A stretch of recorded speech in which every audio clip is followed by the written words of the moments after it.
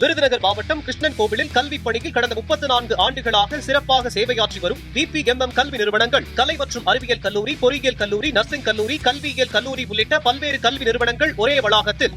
தென்காசி மாவட்டம் தமிழக கேரள எல்லைப் பகுதியில் அமைந்துள்ள ஆரியங்காவு பால் அருவியில் சுற்றுலா பயணிகளின் எண்ணிக்கை அதிகரித்துள்ளது. இதுகுறித்த கூடுதல் தகவல்களை நமது செய்தியாளர் ராஜன் வழங்க கேட்கலாம். ராஜன், எந்த அளவிற்கு சுற்றுலா பயணிகள் வந்திருக்கிறார் என்பது குறித்து காட்சிகளே பார்க்க முடிகிறது. என்ன மாதிரியான ஏற்பாடுகள் அங்கு செய்யப்பட்டிருக்கின்றன, கட்டுப்பாடுகள் என்ன மாதிரி விதிக்கப்பட்டிருக்கின்றன, நீர்வரத்து எப்படி இருக்கு சொல்லுங்க.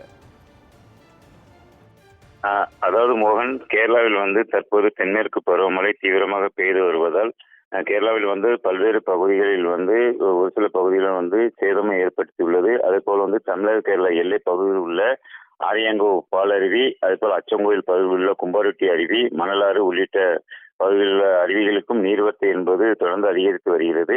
தற்போது பாலருவியில் சீசன் காலம் என்பது தொடங்கியுள்ளது. அதாவது குற்றாலத்தில் எப்படி சீசனோ அதே போலதான் பாலருவியிலும் சீசன் கருதப்படுகிறது. அதே போல் ஜூன், ஜூலை, ஆகஸ்ட் ஆகிய மாதங்கள் தான் அங்கேயும் சீசன் ஆகும். இந்த காலங்களில் குற்றாலத்துக்கு வரக்கூடிய சுற்றுலா பயணிகள் அதிக அளவில் பாலருவியை நோக்கி படையெடுப்பது வழக்கம். அதாவது தற்போது இந்த கிட்டத்தட்ட 2 மாதங்களாக குற்றாலத்தில் சீசன் சரிவர அமையாததால் தொடர்ந்து இங்கு வரக்கூடிய சுற்றுலா பயணிகள் அருவியில் தண்ணீர் குறைந்து உள்ளதால் தொடர்ந்து பாலருவியை நோக்கி செல்வது வழக்கம். இந்த நிலையில் தான் தற்போது பாலருவியில் தண்ணீர் என்பது ஆர்ப்பரித்து கொட்டுவதால் தமிழகத்தில் இருந்தும் கேரளாவில் இருந்தும் அதிகப்படியான சுற்றுலா பயணிகள் பாலருவியில் குவிந்து வருகின்றனர். குறிப்பாக நேற்றும் இன்றும் வார விடுமுறை நாட்கள் என்பதால் தொடர்ந்து அங்கு சுற்றுலா பயணிகள் வருகை என்பது தொடர்ந்து அதிகரித்து வருகிறது. இதனால் அந்த பாலருவி என்பது களை கட்டியுள்ளது. தற்போது அந்த பாலருவியில் முன்பதிவு தற்காலிகமாக நிறுத்தி வைக்கப்பட்டு உள்ளதால் இந்த ஸ்பாட் புக்கிங் மட்டுமே செயல்படுத்தப்பட்டு வருவதால் சுற்றுலா பயணிகள் நீண்ட நேரமாக காத்து இருந்து அந்த அருவிக்கு சென்று குளிக்கக்கூடிய ஒரு நிலை என்பது ஏற்பட்டு உள்ளது. அதாவது சுற்றுலா பயணிகள் கை குழந்தைகளுடன் பல மணி நேரமாக காத்திருக்கக்கூடிய ஒரு நிலை என்பது ஏற்பட்டுள்ளது. நம் செல்லக்கூடிய வாகனங்கள் அங்கு செல்ல முடியாது. அது பாலருவி என்பது சுமார் ஒரு 3.5 கிலோமீட்டருக்கு உள்பகுதி, அதாவது அடர்ந்த வனப்பகுதி வழியாக செல்லக்கூடிய அந்த அருவிக்கு செல்லக்கூடிய பாதை என்பதால் கேரள வனத்துறை வைத்துள்ள அந்த வாகனத்தில் தான் செல்ல வேண்டும். அந்த வாகனத்தில் சென்று ஒரு நபர் அந்த அருவியில் குளித்து வருவதற்கு 70 ரூபாய் கட்டணம் வசூலிக்கப்படுகிறது.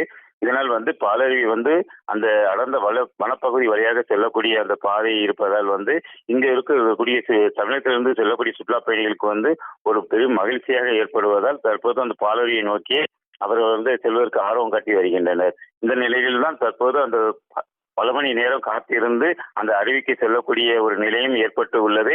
அது தமிழகத்திலே இந்த பிளாஸ்டிக் மற்றும் பிளாஸ்டிக் கேன்கள் மற்றும் பாலித்தீன் கவர்கள், சோப்பு, ஷாம்பு அதே மாதிரி தான் தடை விதிக்கப்பட்டுள்ளது. அதே போல தான் பாலருவியிலும் அந்த மாதிரியான எண்ணெய், சோப்பு, ஷாம்பு உள்ளிட்ட பொருட்களும் கொண்டு செல்வதற்கு தடை விதிக்கப்பட்டுள்ளது. தற்போது பாலருவியில் வனத்துறை கட்டுப்பாட்டில் உள்ளதால் அது பல மணி நேரம் காத்திருந்து அந்த அருவியில் குளிக்க செல்லக்கூடிய சுற்றுலா பயணிகள் நீண்ட நேரமாக காத்திருக்கக்கூடிய நிலையும் ஏற்பட்டுள்ளது. தற்போது இந்த சீசன் காலம் என்பதால் பாலருவி களை கட்டி உள்ளது மோகன்.